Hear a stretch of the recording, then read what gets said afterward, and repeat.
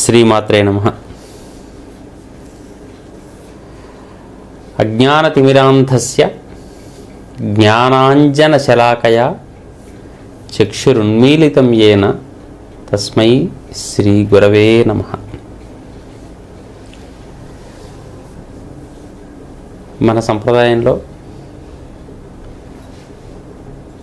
మనమేమిటి, ప్రపంచ సంప్రదాయం మొత్తంలో కూడా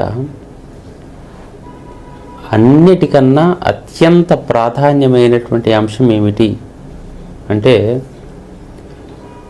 తనకు మార్గం చెప్పేవాడు దొరకటం. ఈ లోకాన్ని, ఈ ప్రకృతిని తనకు పరిచయం చేసేవాడు దొరకటం, తనను పర్యవేక్షించేవాడు దొరకటం, తన ఏమిటో తనకు చెప్పి తన లక్ష్యాన్ని చెప్పేవాడు దొరకటం. ఇట్లా ఉండేటటువంటి అంశంలో మనకు మార్గం చెప్పేటటువంటి వాని పేరు మనము గురువు అని చెప్పేసి పేరుతో వాడుతున్నాం. తల్లి చిన్నప్పుడు నడిపిస్తుంది, ప్రకృతిని పరిచయం చేస్తుంది. తండ్రి సమాజాన్ని పరిచయం చేస్తాడు, వేడు పట్టుకొని నడిపిస్తూ తప్పటడుగుల నుంచి కాపాడుతూ ఉంటాడు. విద్యాబుద్ధులను నేర్పించి మార్గదర్శనం చేసేవాళ్ళు బోధకులుగా మనకు లోకంలో చలామణి అవుతున్నారు, టీచర్స్ అంటున్నాం మనం. ఇవన్నీ కాదు, వీటన్నిటితో పాటు కూడా తెలియకుండా ఒక అంతర్గత తత్వము మనను మార్గం తెలుసుకునేందుకు వెంటబడుతూ ఉంటుంది మనకు. ఇదేమిటి, ఎందుకు ఇట్లా అవుతుంది, ఇది ఎందుకు ఇట్లా కావట్లేదు, వాళ్ళు ఎందుకు అట్లా ఉన్నారు, వీళ్ళు ఎందుకు ఇట్లా లేరు అనుకుంటూ మనకు తెలియకుండానే మనం ఎవరెవరితోనో ఏ విషయాల్లోనో ఏ వస్తువునో కంపేర్ చేసుకుంటూ దాన్ని అనుభవిస్తూ అదేమిటో అర్థం కాక ఆహారం స్వీకరిస్తున్నాం, ఇది తీయగా ఎందుకుంది, ఇది పుల్లగా ఎందుకుంది, ఎందుకు అనే ప్రశ్న ఆ చిన్న వయసులో వస్తుంది. కానీ ఆన్సర్ ఆ క్షణానికి దొరకదు, చెప్పేవాడు స్పష్టంగా చెప్పాడు కాబట్టి మనం ఊరుకుంటాం. అది తెలిసిన నాడు ఆనందపడతాం. ఇది మనకు తెలుసుకోవాలనే తపన ఏర్పడ్డదానికి తెలిసినటువంటి సమయం లోపల వచ్చేటటువంటి ఆనందము, మధ్యలో ఉండేటటువంటి గ్యాప్ మన సాధన అంటాం. ఈ సాధకుడు అయినటువంటి వాడికి మార్గం చెప్పడం కోసం మనకు గురువు అనేవాడు ఒకడు దొరుకుతూ ఉంటుంటాడు. అనేక రకాలైనటువంటి గురువులు ఉంటారు మనకు. ఎన్నో రకాల అంశాలు చెప్పడానికి అవసరమైన వాళ్ళు ఉంటారు. మనలో ప్రశ్నలు ఉన్నంత కాలము మనకు గురువులు అవసరమే. ప్రశ్న లేనటువంటి స్థితికి నువ్వు చేరిన తర్వాత గురువు అవసరం లేదు. అందుకని గురువు స్పష్టమైనటువంటి మార్గనిర్దేశకుడు. లోపల ఉండి నిర్దేశిస్తుంటాడు, బయట ఉండి మార్గం చూపిస్తూ ఉంటాడు.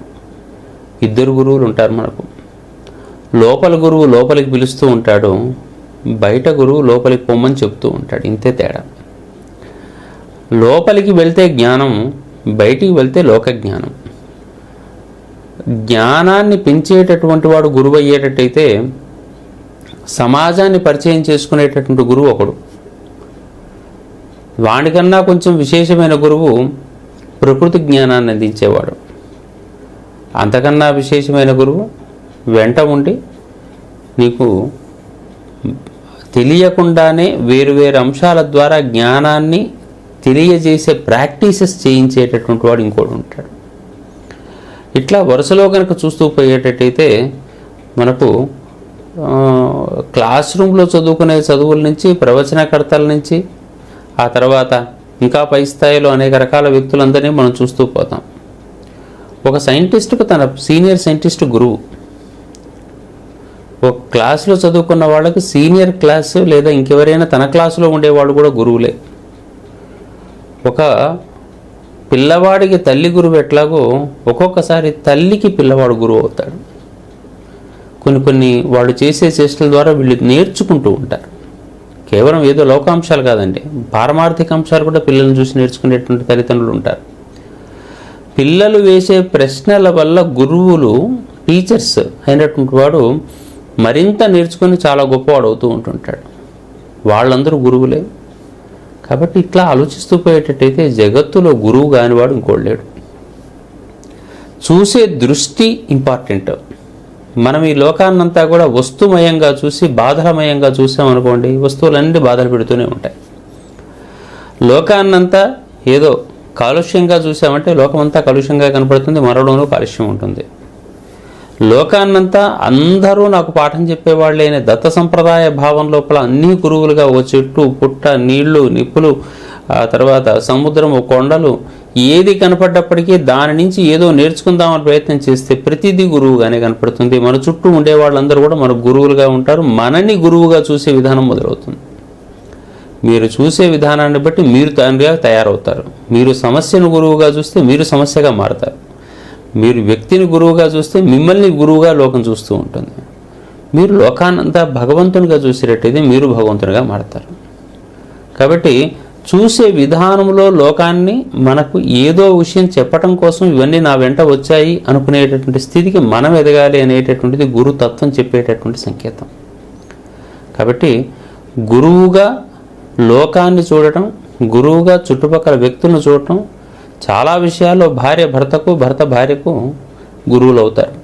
కాకుంటే తప్పది. ఈ లోకంలో ఎన్నో విషయాలు భర్తకు తెలియనివి భార్య చెప్తుంది, భార్యకు తెలియనివి భర్త చెప్పి చూపిస్తాడు. ఈ రకంగా అందరిలోనూ గురువును దర్శించేవాడు తాను గురువుగా మారతాడు. అన్నిటికన్నా గొప్ప విశేషం ఏంటంటే ఈ లోకమంతా కూడా, సృష్టి అంతా కూడా పరంపరానుక్రమంలో వెళ్ళిపోయేటటువంటిది. నాకు భాష వచ్చింది, ఆ భాషలో కొన్ని వస్తువులను, కొన్ని విషయాలను, కొన్ని వ్యక్తులను ఈ రకంగా పలకాలి. నేను దాన్ని తర్వాత తరానికి కమ్యూనికేట్ చేస్తూ ఉంటాను. అదేవిధంగా ఆ కమ్యూనికేట్ చేయటం ద్వారా దాంట్లో విషయాలను నా తర్వాత తరానికి నేను చెప్పుకునే ప్రయత్నం చేస్తూ ఉంటాను. ఇవాళ విద్యార్థిగా ఉండి తెలుసుకున్నటువంటి ప్రతివాడు కూడా రేపు మళ్ళీ ఇదే విషయాన్ని మళ్ళీ తమ తర్వాత తరానికి చెప్పడానికి ప్రయత్నం చేస్తూనే ఉంటారు. ఇది పరంపర. గురు శిష్య పరంపర ఆగదు. మనిషి మిగిలినటువంటివన్నీ ఆగిపోయినా పర్వాలేదు, కానీ లోకం లోపల చెప్పేవాడు, ఆచరించేవాడు, మళ్ళీ ఆచరించిన వాడు తాను తెలిసిన జ్ఞానాన్ని మళ్ళీ తర్వాత తరానికి చెప్పటం, అంతకన్నా తక్కువవాడు ఆచరించడం. ఈ వరుస ఉన్నంత కాలము గురువే దైవం. ఈ గురువు ఒక్కడ అందుకనే ప్రాధాన్యం ప్రపంచం లోపల. ఇది ఒక్క భారతీయ సంప్రదాయం విశిష్ట సంప్రదాయం గురువుకు చాలా ప్రత్యేకమైన స్థానం ఇచ్చింది. మిగిలిన ప్రపంచ సంప్రదాయాలన్నింటిలో కూడా టీచర్ ఉంటాడు. ఎందుకంటే కమ్యూనికేషన్ వరుసలో తాము తెలుసున్న జ్ఞానాన్ని తర్వాతగా తెలియని వానికి చెప్పడం.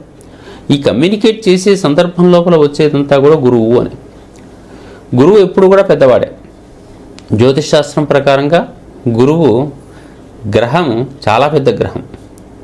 జ్ఞానంతో బరువైనటువంటి వాడు కూడా గురువే అవుతూ ఉంటాడు. అడిగిన ప్రశ్నలన్నిటికీ సమాధానాన్ని ఇస్తూ ఒక్కొక్కరికి ఒక్కో రూపంలో చెప్పాలండి. ఇది విశేషం.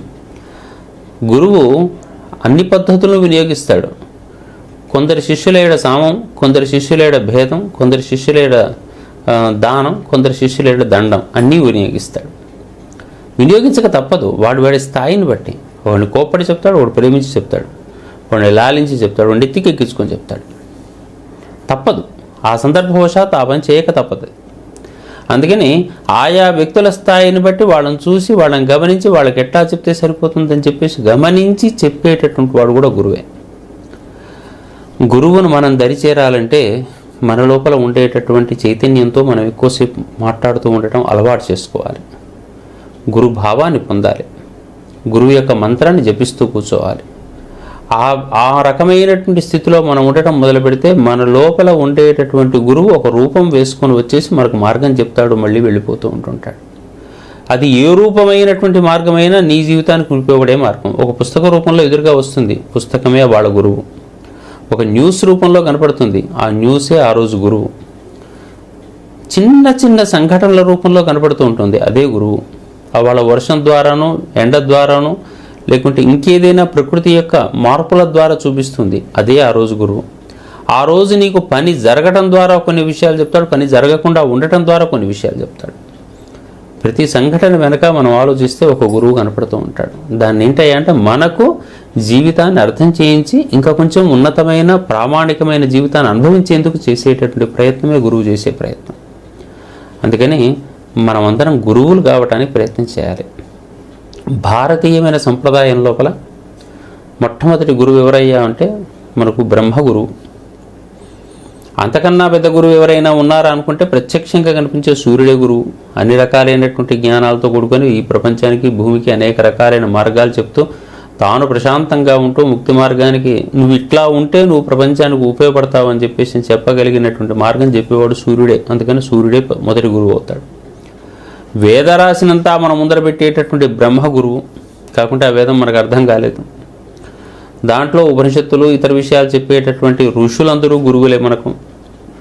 ఆ తర్వాత మనకు వరుసలో వస్తున్న సందర్భం లోపల వీటినన్నిటికీ ఒక రూపం ఇచ్చేసి బ్రహ్మసూత్రాల రూపంలో, వేద విభజన రూపంలో, అదేవిధంగా అనేక రకాల పురాణ కథల రూపంలో మనకు ఒక సంప్రదాయపరంగా ఒకరి పేరు పెట్టుకున్నాం, అతడు వ్యాసుడు అని. ఆ వ్యాసుడు పరమ గురువుగా ఉన్నాడు.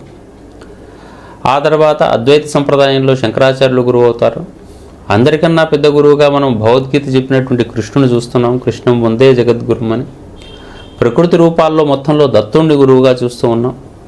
అసలు ఏదైనా అమ్మవారి జపం చేసేటప్పుడు అమ్మవారిని గురువుగా చేసే సంప్రదాయం ఉంది. అట్లే విధంగా గణపతిని గురువుగా చూసే సంప్రదాయం ఉంది మన దగ్గర. చూడని వాళ్ళు ఎవరండి? వారి దగ్గర ఏ విషయం ఉంటే ఆ విషయం నేర్చుకోవడానికి వాళ్ళే గురువులు. అందుకని ఆయా విషయాల పరంగా వాళ్ళ దగ్గర నుంచి నేర్చుకునేటటువంటి ప్రతి అంశంలో గురువు అనుకున్నప్పుడు భారతీయ సంప్రదాయంలో ఉండేటటువంటి అనేక రకాల విజ్ఞాన విశేషాలను లోకానికి అందించినటువంటి వ్యాసుడిని గురువుగా చూసే సంప్రదాయం. అయితే వ్యాసుడు ఆషాఢ పౌర్ణమి నాడు పుట్టాడా, శ్రావణంలో పుట్టాడా, భాద్రపదంలో పుట్టాడా, మన దగ్గర రికార్డ్స్ ఏం లేవు. అయినప్పటికీ కూడా చంద్రుడు ధనుస్సులో ఉండేటటువంటి చాలా విశేషమైన సమయము ఈ పౌర్ణమి. ధనుస్సుకు కూడా గురువే అధిపతి. అందుకని చంద్ర సంబంధమైన వాడు గురువు యొక్క ప్రదేశంలో ఉండేటట్టయితే, గురువు దగ్గర చదువుకున్నవాడు చంద్రుడు కాబట్టి, ఆ చంద్రుడు గురువు దగ్గర ఉండేటట్టయితే కొంచెం లొంగి వంగి ఉంటాడు కాబట్టి గురువులకు మార్గనిర్దేశకంగా ఉండేటటువంటిది, శిష్యులు అనుసరణీయంగా ఉండేటటువంటిది అయినటువంటి ఒక విశేషమైన పౌర్ణమిగా దీన్ని భావన చేసి ఈ ఆషాఢ పౌర్ణిమను మనము గురు పౌర్ణమిగా చేసుకునేటువంటి సంప్రదాయంలోకి వచ్చాం. అందుకని ఈ ఆషాఢ పౌర్ణిమన సరి అయిన విధంగా ప్రత్యక్ష గురువులను, పరోక్ష గురువులను మీరు వెళ్ళి కలవాల్సినంత అవసరం లేదండి, కనీసం స్మరించండి. ఎందుకంటే గురువులు ఒకరిద్దరే ఉండరండి, వందల మంది ఉంటారు మనకు. మన జీవితంలో ముఖ్యంగా గుర్తుపెట్టుకోగలిగిన గురువులందరినీ కూడా ఒకసారి స్మరించి వారందరికీ మార్గాన్ని అనుసరించి తాము వస్తున్నందుకు ఆ రంగాల లోపల మనం ఇంకా పొందిన ప్రావీణ్యతంతా, ఇంకా తెలుసుకోవాల్సిందంతా తెలుసుకొని నాకేం రాదు, నాకేం తెలియదు అనేటటువంటి డిప్రెషన్ మాటల నుండి వదిలిపెట్టేసి ఇంతమంది చేయటం వల్ల కదా నేను ఈ విధంగా ఉన్నాను, నా ద్వారా మళ్ళీ ఇంకో 100 మందికి ఈ భావన వెళ్ళాలి అనేటటువంటి స్థితిని పొందుతూ చుట్టుపక్కల ప్రకృతిని, సంఘాన్ని, మన వ్యక్తులను, బంధువులను అందరిలోనూ గురువును దర్శిద్దాం, ఆనందంగా జీవిద్దాం. శ్రీమాత్రే నమః.